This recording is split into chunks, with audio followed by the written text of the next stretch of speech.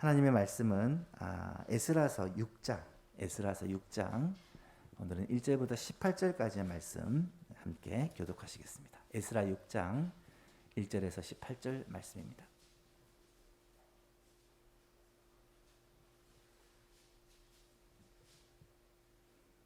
에스라 6장 1절에서 18절 말씀 찾으셨으면 한 절씩 교독하겠습니다. 이에 다리오 왕이 조서를 내려 문서 창고 곧 바벨론의 보물을 쌓아둔 보물 정각에서 조사하게 하여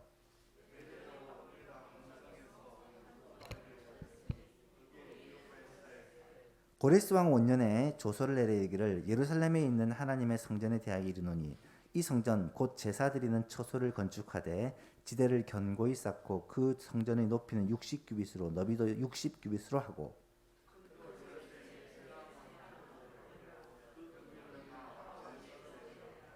또 느부갓네살이 예루살렘 성전에서 탈취하여 바벨론으로 옮겼던 하나님의 성전 금, 은 그릇들을 돌려보내어 예루살렘 성전에 가져다가 하나님의 성전 안 각기 제자리에 둘지니라 하였더라.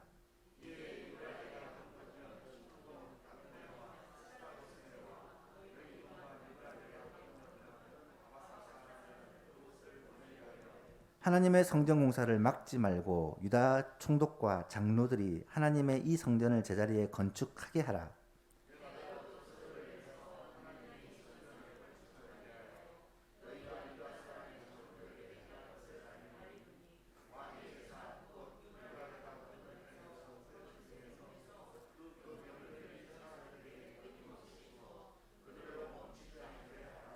또 그들이 필요로 하는 것 곧 하늘의 하나님께 드릴 번제의 수송아지와 수장과 어린 양과 또 밀과 소금과 포도주와 기름을 예루살렘 제사장의 요구대로 어김없이 날마다 주어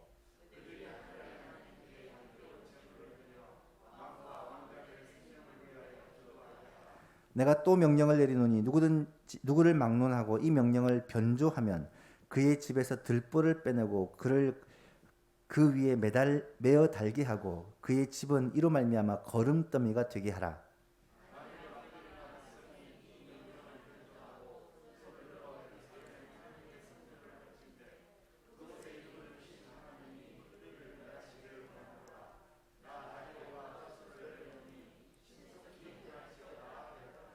다리오 왕의 조서가 내림에 유브라데강 건너편 총독 다뜨네와 스달보스네와 그들의 동관들이 신속히 준행하니라.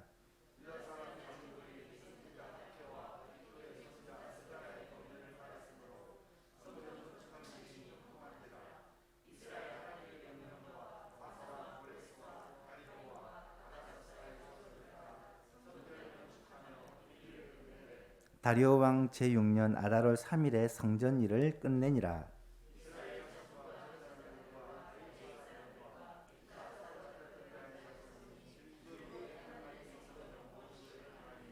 하나님의 성전 봉헌식을 할 때에 수소 100마리와 순양 200마리와 어린 양 400마리를 드리고 또 이스라엘 지파의 수를 따라 순염소 12마리로 이스라엘 전체를 위하여 속죄제를 드리고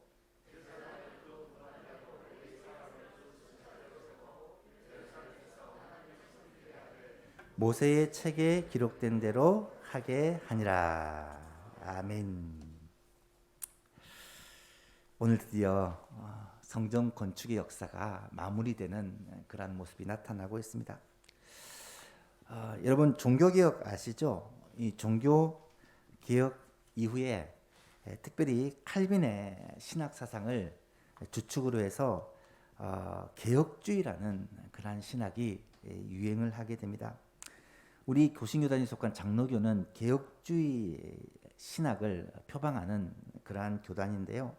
이 개혁주의의 특징을 여러 가지로 말할 수 있겠지만 가장 중요한 세 가지만을 말씀드리면 하나는 하나님의 절대 주권입니다.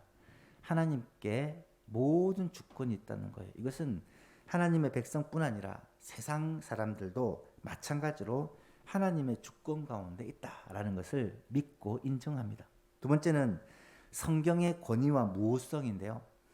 하나님의 말씀인 성경은 완전하고 또한 충분하고 우리에게 유익하다라는 것을 믿는 것입니다. 성경의 이 말씀은 사람이 만들어낸 사람의 책이 아니라 온전하신 하나님의 말씀이요 그 모든 저자를 통해 하나님께서 간섭하셔서 무효하도록 틀리지 않도록 이 성경을 기록하게 하시고 이 성경 말씀을 통해서 오늘 우리에게 살아갈 수 있는 충분한 그런 교훈과 책망과 바르게 하고 의로 교육하는 그런 말씀이 된다라는 것을 믿는 거죠. 세 번째는 교회의 중요성입니다. 교회는 그리스도의 몸이며 교회의 성도들은 그 몸의 지체들인데, 그래서 하나님은 우리에게 각 지체들에게 은사와 직분을 주셔서 그리스도의 몸을 세우고 하나님의 뜻을 이루는데 사용하십니다. 그래서 우리는 하나로 그렇게 마음을 모아 하나님의 뜻을 이루며 또 주의 교회를 세워나가는 일에 힘을 다하는 것이죠. 그래서 학생신앙운동인 SFC에서는 우리들의 생활 논리를 세 가지로 하나님 중심, 성경 중심, 교회 중심이라고 말하는데, 이것이 사실은 개혁주의 신앙의 근간을 이루는 핵심 교리다라는 것을 알 수가 있습니다. 왜 개혁주의를 얘기를 하냐면, 이 개혁주의에서 성경을 해석하는 방법이 사실은 구속사적인 해석을 가장 중요하게 생각합니다. 구속사적이라는 말은 성경의 역사를 하나님께서 타락한 인류, 죄에 빠진 인류를 구원하시기 위한 구원 역사로 보는 거예요.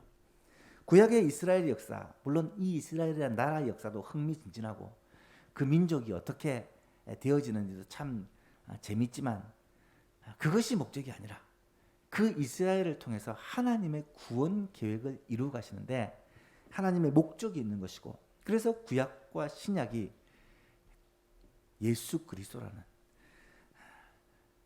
예수 그리스도의 통로가 되고 도구가 되는 이스라엘 민족, 그리고 예수 그리스도를 통해서 축복의 통로가 되는 신약의 교회, 바로 이것이 구속사에 있어서 가장 중요한 요소가 된다라는 것을 우리가 알게 됩니다. 여러분, 성경을 읽을 때 하나님의 구원 역사라는 이 관점을 가지고 성경을 읽는 것이 매우 중요하다고 말할 수가 있습니다. 우리가 흔히 바벨론 포로 생활 70년이라는 말을 하잖아요. 바벨론 포로 생활 70년을 얘기할 때 이 예레미야의 예언에서 나온 표현들입니다. 예레미야 25장에 보면 이 바벨론 포로 70년을 이렇게 얘기를 해요. 이 모든 땅이 폐허가 되어 놀랄 일이 될 것이며 이 민족들은 70년 동안 바벨론의 왕을 섬기리라. 여호와의 말씀이니라. 70년이 끝나면 내가 바벨론 왕과 그의 나라와 갈대아인의 땅을 그 죄악으로 말미암아 벌하여 영원히 폐허가 되게 하되, 내가 그 땅을 향하여 선언한 바 예레미야가 모든 민족을 향하여 예언하고 이 책에 기록한 나의 모든 말을 그 땅에 임하게 할 것이다. 70년 포로 이후에 다시금 이스라엘 백성들이 회복되어 다시금 약속의 땅으로 돌아와 하나님의 그 언약의 통로가 계속해서 되어질 것을 약속하는 말씀입니다. 여러분, 이 바벨론 70년의 역사가 과연 언제일까? 대부분의 학자들은 이 70년을 느부갓네살 왕이 3차에 걸쳐 이 유대 땅에 침공을 했는데, 첫 번째 침공이 605년, 1차 침공이 605년에 이 느부갓네살이 예루살렘에 와서 그때 다니엘과 그 세 친구를 비롯한 소수의 엘리트들을 그렇게 잡아서 갑니다. 가서 교육을 잘 시킨 후에 이 포로가 된 그 식민지 국가의 지도자로 그렇게 세우기 위해서 인재를 발굴하는 것이죠. 그 605년으로부터 70년이 지난 후, 언제냐면 536년, 이때는 고레스 원년에 고레스 왕이 칙령을 내려 이스라엘 백성들이 돌아가서 성전을 건축하라고 명령한 바로 이때를 말합니다. 그래서 1차 침공과 1차 포로 귀환, 이 시기가 딱 70년이 되기 때문에 이 70년이 아닌가 그렇게 얘기를 하죠. 하지만 또 어떤 학자들은 이 70년을 다르게 해석을 합니다. 주로 유대인 학자들인데요. 유대인들은 이스라엘 민족을 성전과 거의 동일시 생각을 합니다. 이스라엘 민족의 정체성이요 상징이 성전이기 때문에 성전이 무너진 BC 586년 3차 침공, 마지막 침공 때 이 예루살렘 성전이 무너지고 예루살렘이 완전히 회파되죠. 그래서 이때가 포로의 시작이고 대부분의 포로가 그때 잡혀가잖아요. 그리고 포로 귀환은 언제나 포로를 마치는 것은 70년이 지난 후가 언제냐면 바로 성전 건축이 끝나는 날, BC 516년 성전 건축을 재개한 지 5년 만에 다리오 왕 6년째 이 성전이 다 지어지거든요. 그래서 성전이 무너질 때부터 성전이 다시 세워질 때까지가 70년이기 때문에 이것이 바벨론 70년 포로 생활이다라고 해석을 합니다. 여기서 알 수 있는 것은 이 이스라엘 민족들이 얼마나 성전을 중요하게 생각하고 있었는지를 알 수가 있죠. 그래서 에스라서에서는 이 성전을 건축하는데 사실은 이 내용에 초점이 맞춰져 있습니다. 우리가 앞에 살펴보았듯이 3장부터 6장까지는 성전 건축을 성전을 재건하는 이 일에 기록이 나타나고 있는데요. 3장에 보니까 스룹바벨과 예수아를 중심으로 한 5만 명의 사람들이 이 포로되었던 땅에서 다시금 이 예루살렘으로 돌아옵니다. 돌아와서 제7째 달에 다 모여서 성전 건축을 시작을 하죠. 4장에 보니까 성전 건축을 시작하고 나서 이제 기초를 놓았을 때 무슨 일이 벌어집니까? 사마리아 사람들이 우리도 그 성전 건축에 참여시켜 달라고 와서 요구를 하는데 단호하게 거절합니다. 그랬더니 온갖 방법으로 음해를 하고 협박을 하고 공갈을 하고 로비를 하고 이 성전 건축을 방해하기 시작합니다. 결국은 바사왕, 페르시아 왕에게까지 조서를 편지를 써가지고 만약에 성전을 건축하고 나면 이 이스라엘 자손들이 어떻게 돌변할지 알 수 없습니다. 이 민족은 항상 반역했던 민족입니다. 그렇게 편지를 써가지고 왕의 명령으로 이 성전 건축이 멈추게 되죠. 그렇게 멈춘 지가 15년이라는 세월이 그냥 지나갑니다. 이때 5장에 보니까 말씀의 칼을 빼어든 선지자가 있었습니다. 학개와 스가랴입니다. 학개는 나이가 많은 선지자였고 스가랴는 젊은 선지자였어요. 학개서와 스가랴서를 읽어보면 성전 건축을 다시 해야 된다라는 이 사실을 분명히 알 수가 있습니다. 선지자의 말에 다시 한번 힘을 얻어서 스룹바벨과 예수아를 중심으로 한 이스라엘의 그 족장들이 일어나서 성전 건축을 재개하게 되고요. 성전 건축을 재개하니까 어떤 일이 벌어집니까? 유브라데강 건너편에 있는 총독 다뜨네와 스달보스네가 와가지고 무슨 일을 하노? 왕이 명한 일이냐? 이렇게 이것을 알아봅니다.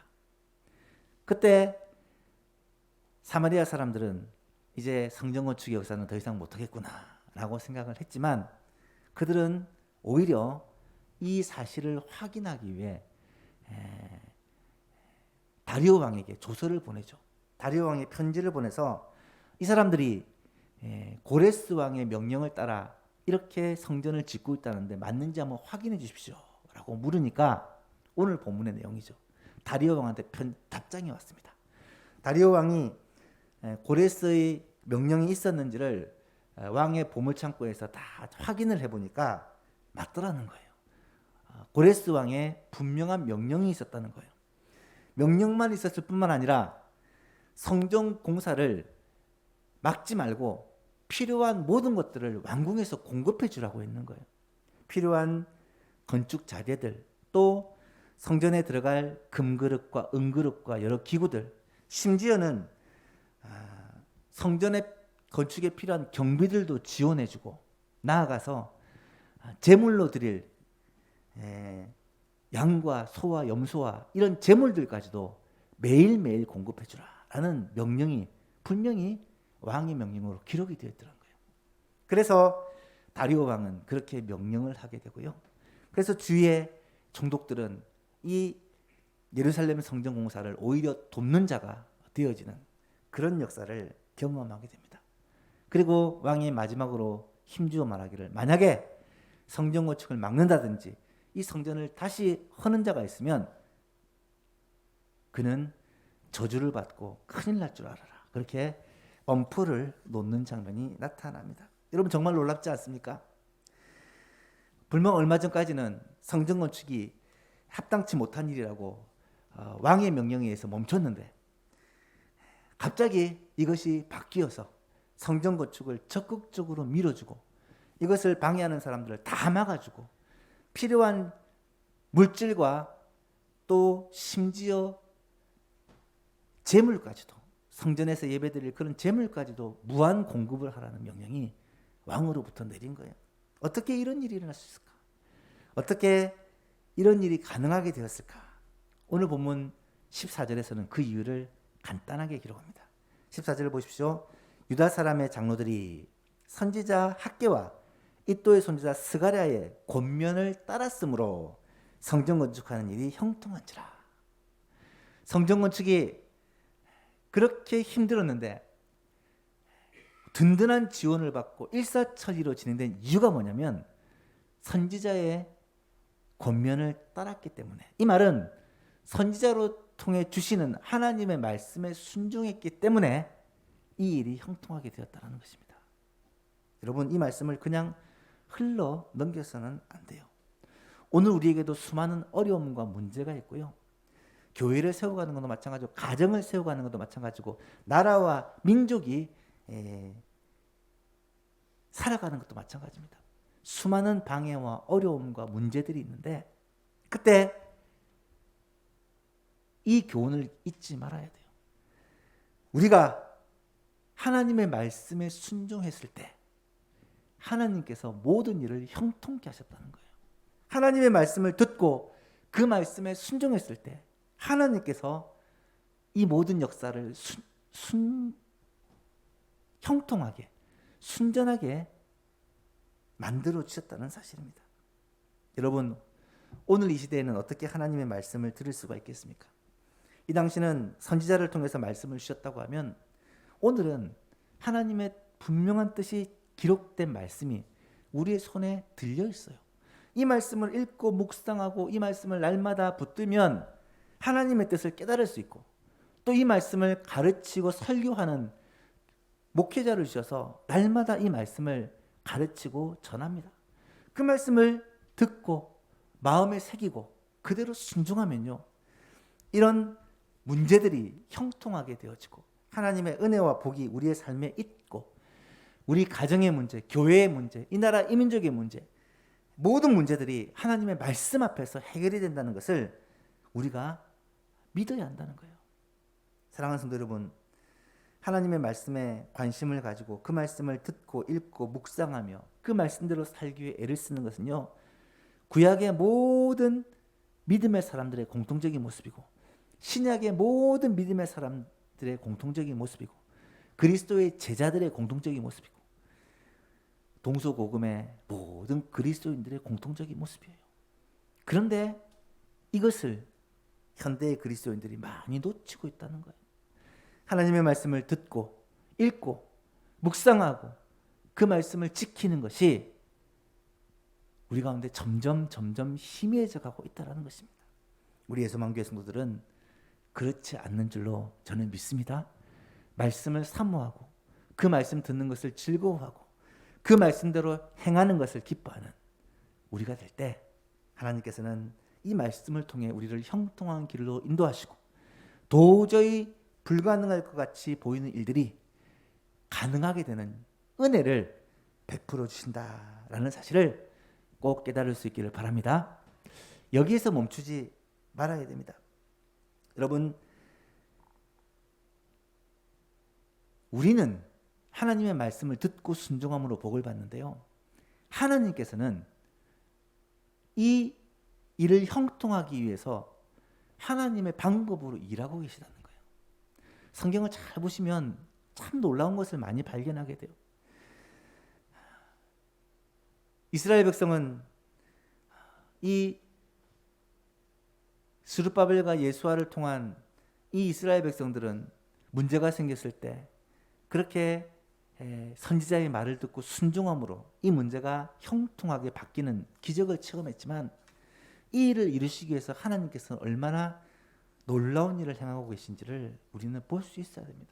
하나님은 특별히 다리오 왕뿐만 아니에요.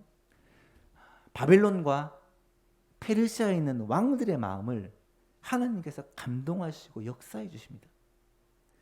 여러분 성경을 잘 읽어보면 하나님께서는요, 믿는 자의 하나님일 뿐만 아니라 믿지 않는 자도 하나님의 주권과 하나님의 통치 속에 있다는 거예요. 그것을 가장 잘 보여주는 성경이 바로 다니엘서인 것 같아요. 다니엘서는요, 포로로 잡혀간 다니엘, 그의 이야기, 포로로 잡혀간 그 바벨론에서 이야기를 기록하고 있어요. 이 바벨론에서의 포로 생활을 기록한 책이 다니엘과 또 어떤 성경이 있습니까? 에스더가 있죠. 이 다니엘서를 쭉 읽어보시면 참 놀라운 사실들이 많이 기록되어 있는데, 특별히 12장 가운데 앞에 6장은 스토리가 기록이 되어 있어요. 뒤에 6장은 예언의 말씀이 기록되어 있고, 앞에 6장을 보면 이런 이야기들이 있습니다. 다니엘서 1장을 보시면 다니엘과 세 친구가 1차 포로로 잡혀갈 때 끌려갑니다. 여호야김 왕 때에 느부갓네살의 침공을 받고 다니엘과 세 친구를 비롯한 엘리트 청년들이 끌려가서 그곳에서 교육을 받아 나라의 일꾼으로 세우기 위한 인재 발굴이죠. 다니엘과 세 친구가 가서 사실은 포로로 끌려간 거죠. 가서 그 나라의 학문과 여러 가지 내용을 배우게 되는데, 그때 왕이 지정한 음식이 있었습니다. 그 음식이 뭐냐면 당시 바벨론의 우상에게 드려졌다가 나온 그런 제물로 된 고기. 그런데 다니엘과 세 친구는 어떻게 합니까? 왕의 진미, 왕이 지정한 음식을 거부하고 이 제사상에 올라갈 수 없는 풀만을 그렇게 먹게 됩니다. 상식적으로 진미를 먹은 다른 청년들과 풀만을 먹은 그런 다니엘과 세 친구의 건강 상태가 누가 좋을 것 같아요? 당연히 좋은 음식 많이 먹은 다른 사람들이 좋을 것 같은데 놀라운 반전이 일어나죠. 오히려 다니엘과 세 친구는 우상에게 제물로 드려진 음식을 다 거부하고 그냥 채소만을 먹었는데 얼굴에 윤기가 나고 훨씬 몸이 건강하고, 거기다 하나님께서 복을 주셔서 지혜를 주시고, 이 지혜가 얼마나 뛰어났던지 다른 애굽의 박사들, 교수들보다 10배나 더 뛰어났다라고 성경이 기록을 하고 있고요. 거기다 다니엘은 꿈과 몽조를 깨달아 아는 그런 능력까지도 하나님이 주셨다라고 기록을 합니다.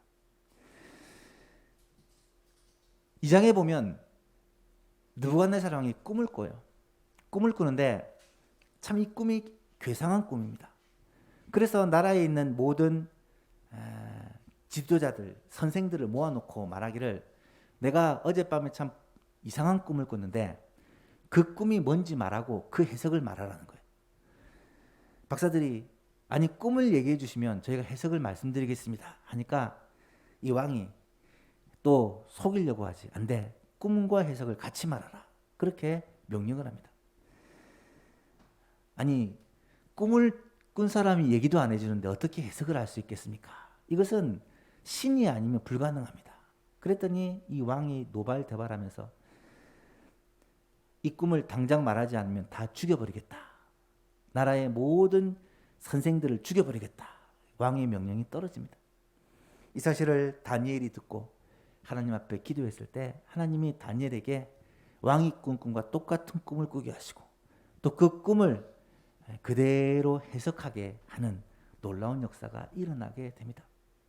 그때 느부갓네살 왕이 다니엘에게 뭐라고 말합니까?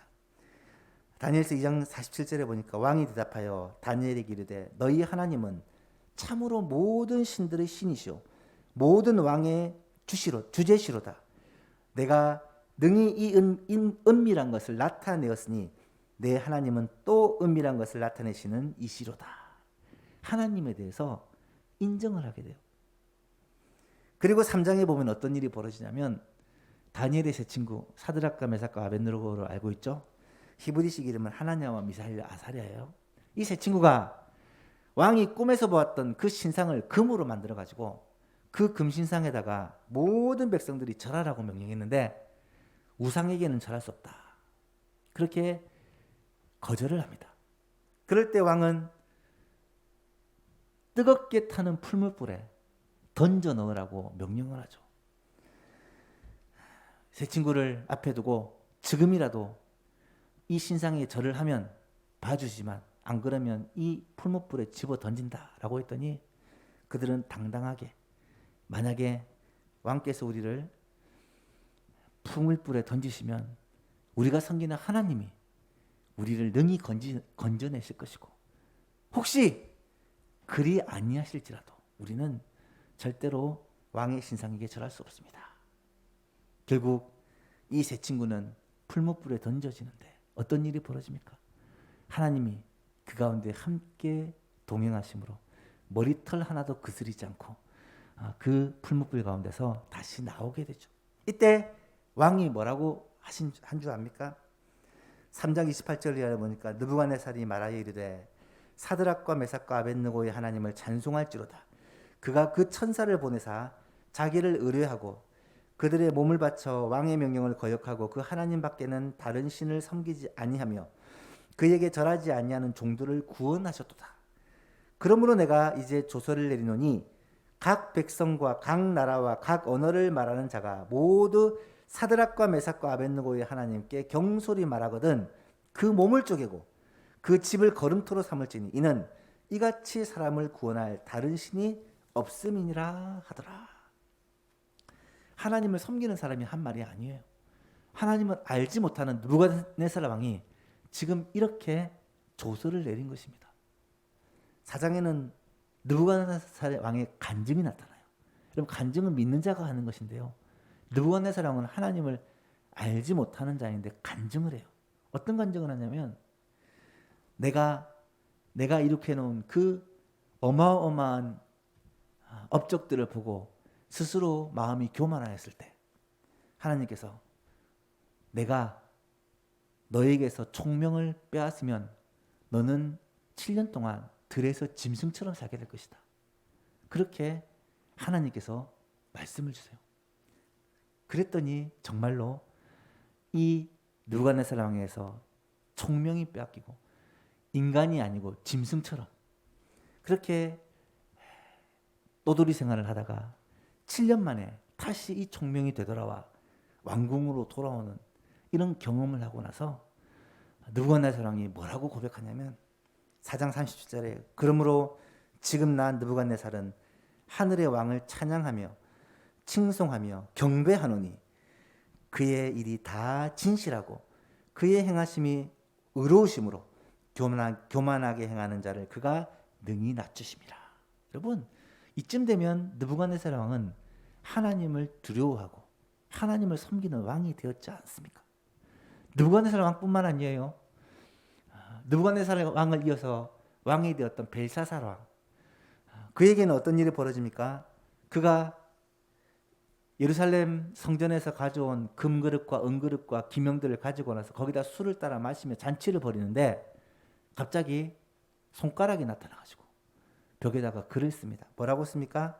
메네 메네 데겔 우바르신. 그 내용을 다니엘이 해석을 해주죠. 메네는 하나님이 이미 왕의 나라의 시대를 세워서 그것을 끝나게 하셨다라는 말이고 데겔이라는 말은 왕을 저울에 달아보니 부족함이 보였다라는 의미고 우바르신이라는 말은 왕의 나라가 나뉘어서 메대와 바사 사람에게 내준 바 될 것이다 라고 하는 내용입니다. 여러분 그랬더니 그 예언을 듣고 벨사살 왕이 뭐라고 고백한 줄 아십니까?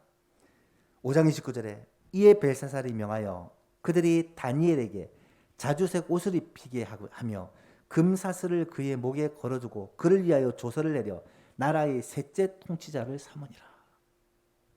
여러분 느부갓네살 왕도 벨사살 왕도 하나님의 사람 다니엘 아니 다니엘이 섬기는 하나님을 두려워하고 그 하나님을 숭배했다라는 것을 알 수가 있어요.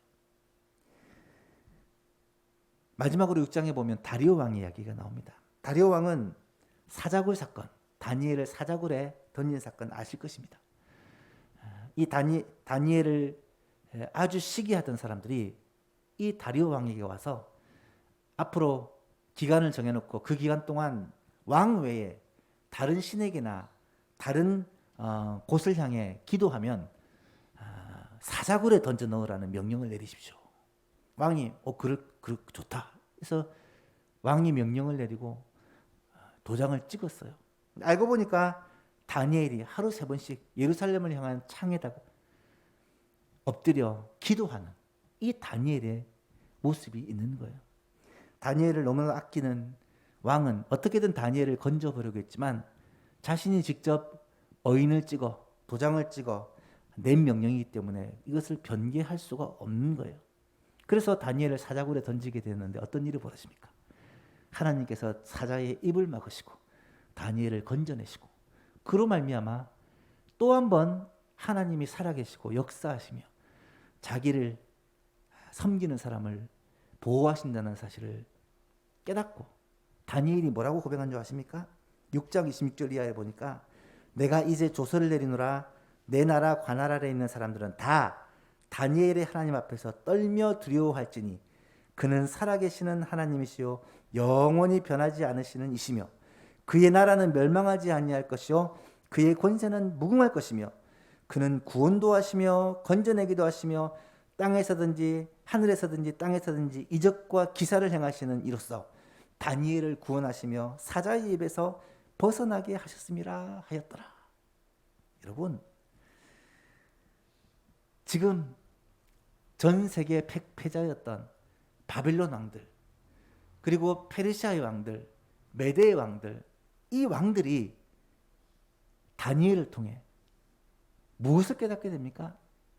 온 세상의 주, 만물의 주가 누군지를 깨닫게 되고 그 하나님을 두려워하게 되고 그 하나님 앞에서 떨게 되고 그래서 고레스 왕도 모든 이스라엘 사람들은 돌아가서 하나님을 위하여 성전을 건축하라는 이 명령을 내렸고 이 사실을 알고 있는 다리오 왕은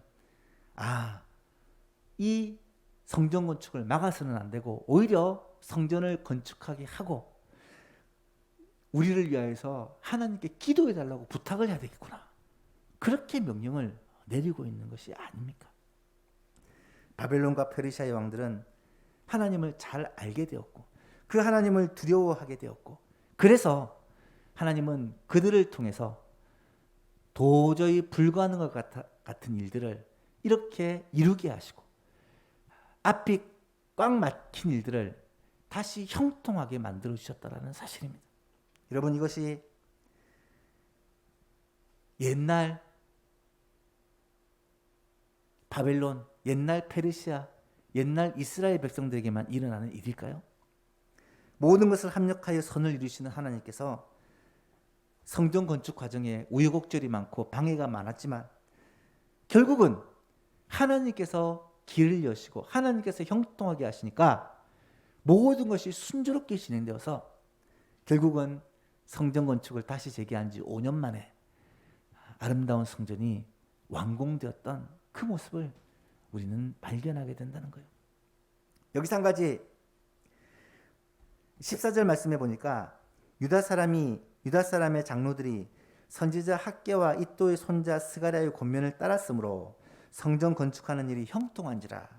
이스라엘 하나님의 명령과 바사왕 고레스와 다리오와 아닥사스다의 조서를 따라 성전 건축하는 일을 끝내되 다리오 왕 제6년 아달월 3일에 성전 일을 끝내니라. 하나님이 형통케 하시니까 지금까지 그렇게 막혔던 문들이 길들이 다 뚫리고 열리고 지금까지 그렇게 힘들었던 과정이 일사천리로 진행이 되었고 결국은 5년 만에 그들의 소원이었던 성전 건축이 완벽하게 이루어졌다는 거예요. 거기다 필요한 재정과 필요한 모든 물건들과 거기다 제물로 드릴 짐승들까지도 하나님이 공급해 주셨다는 것입니다. 이 얼마나 놀라운 일이 아닙니까? 그런데요, 또 한 가지 놀라운 사실은 우리가 앞에 3장에서 이 성전 건축을 위해서 기초를 놓고 나서 그곳에서 레위인과 모든 백성들이 찬양하는 장면이 나타나요. 기억나죠? 3장 10절 이하를 보니까 건축자가 여호와의 성전의 기초를 놓을 때에 제사장들은 예복을 입고 나팔을 들고 아삽 자손 레위 사람들은 제금을 들고 서서 이스라엘 왕 다윗의 규례대로 여호와를 찬송하되, 찬양대예요. 찬양대가 선창을 한 것입니다. 찬양으로 화답하여 여호와께 감사하여 이르되 주는 지극히 선하심으로 그의 인자하심이 이스라엘에게 영원하시도다 하니, 모든 백성이 화답합니다. 여호와의 성전 기초가 놓임을 보고 여호와를 찬송하여 큰 소리로 즐거이 부르며. 그런데요, 그렇게 즐겁게 하나님을 찬송하는데 두 가지의 다른 반응이 나타났어요. 기억나시죠? 제사장과 레위 사람들과 나이 많은 족장들은 첫 성전을 보았으므로, 솔로몬 성전을 말해요. 솔로몬 성전의 그 웅장함과 영화로움을 보았기 때문에 이제 이 스룹바벨 성전, 제2성전의 기초가 놓이는 모습을 보고 대성통곡을 했다는 거예요. 너무 볼품 없기 때문에. 그런데 또 다른 사람들은, 솔로몬의 성전의 영광을 보지 못한 사람들은 이 제2성전의 기초가 놓인 모습을 보고 기뻐하며 함성을 질렀다는 거예요. 그래서 이 두 소리가 섞여서 구분할 수가 없었다, 그런 얘기가 나오는 것을 기억하시죠? 그런데 15년 동안의 멈춤, 그리고 다시 시작해서 5년 동안의 형통하심을 경험하고 난 후에 어떻게 바뀌는지 아십니까?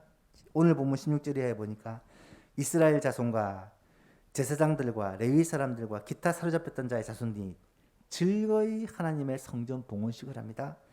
하나님의 성전을 봉헌할 때 수소 100마리와 순양 200마리와 어린 양 400마리를 드리고, 또 이스라엘 지파의 수에 따라 수염소 12마리로 이스라엘 전체를 대하여 속죄제를 드리고, 제사장을 그 분반대로 레위 사람을 그 순차대로 세워 예루살렘에서 하나님을 섬기게 하되 모세의 책에 기록한 대로 하게 하였다.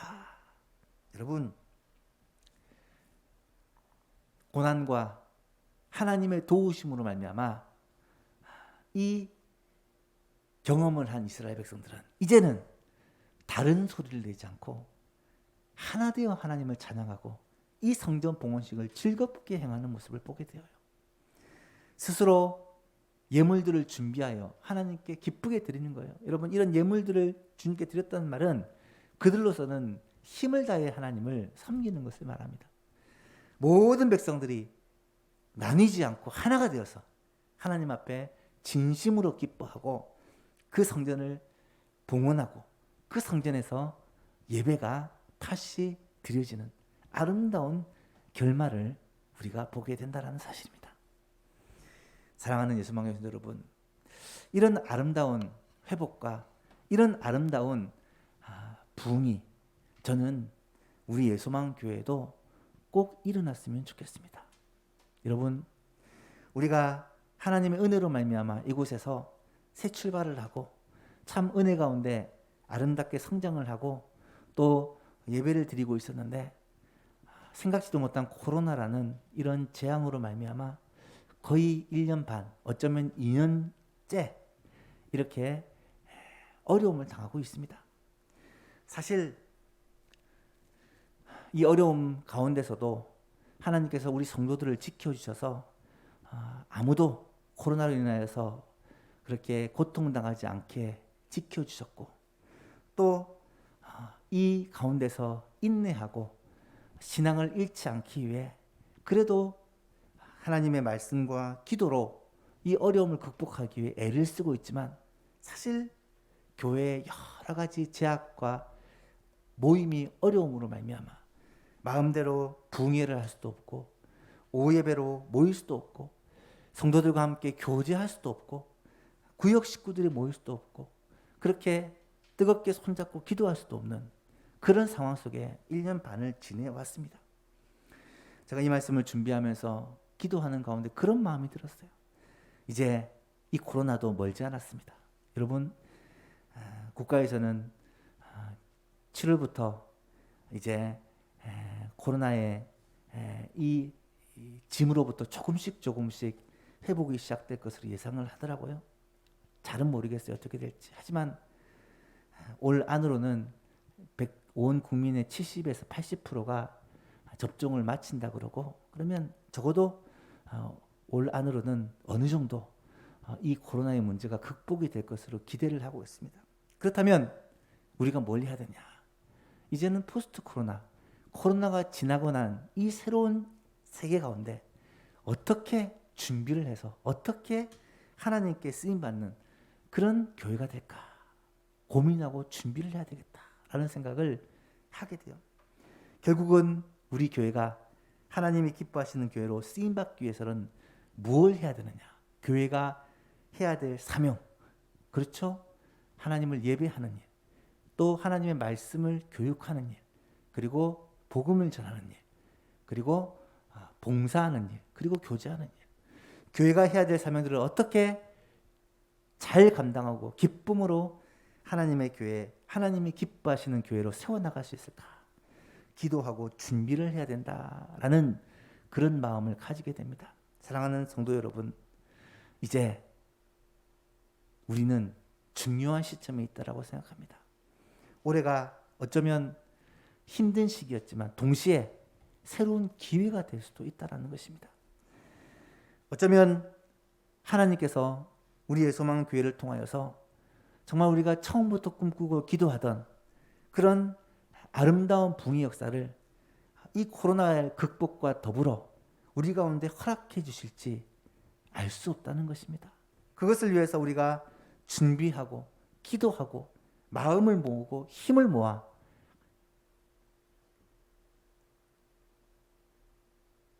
하나님의 역사를 기대하고 사모하며 준비해야 되겠다는 거예요. 오늘 이스라엘 백성들이 학개와 스가랴 선지자의 말씀을 듣고 그대로 순종했을 때 꽉 막혔던 문들이 활짝 열리고 복잡했던 일들이 형통하게 되어지는 역사를 경험했듯이 오늘 우리에게도 이 역사를 이루실 하나님을 기대하고 사모하는 마음으로 준비해야 된다는 것입니다. 여러분, 이스라엘 백성들은 그 형통의 역사를 공짜로 누렸지만 살펴보았듯이 하나님께서는 그 역사를 이루시기 위해 이 바벨론과 페르시아의 왕들에게 엄청난 작업을 하고 계시다는 거예요. 어쩌면 지금 하나님께서는 이 코로나 시대를 통해 온 백성들에게, 온 전 세계에 특별히 복음이 막혀있던 공산권과 그런 이슬람과 여러 나라들의 작업을 하고 계시는지도 몰라요. 하나님께서 다시금 이 문을 여실 때는 어쩌면 이 복음이 마음이 강팍한 우리 백성들에게 나아가서 복음의 문이 굳게 닫힌 공산권, 회교권, 불교권 그런 나라들에게 힘있게 전파될 수 있는 기회가 될 수도 있다라는 그런 확신을 갖게 된다는 것입니다. 사랑하는 여러분, 하나님께서 이 문을 여시고 우리를 쓰시고자 할 때 우리가 준비가 되어 있지 않으면 쓰임받을 수가 없지 않습니까? 예수만교회는 지금부터라도 우리의 마음을 무장하되 특히 말씀으로 무장하고 기도로 무장하여서 하나님께서 우리를 쓰실 때 정말 하나님의 손에 붙들려 귀하게 쓰임받고 주의 복음을 위해 정말 죽어가는 영혼들을 위해 이 나라와 이 민족뿐만 아니라 전 세계의 그 영혼들을 위해 귀하게 쓰임받는 우리 예수만 교회가 되었으면 좋겠고, 그래서 예수만 교회를 통하여 하시고자 하는 하나님의 뜻을 우리가 마음껏 그렇게 이루어드리는 그런 멋진 교회가 될 수 있기를 주님의 이름으로 축복합니다.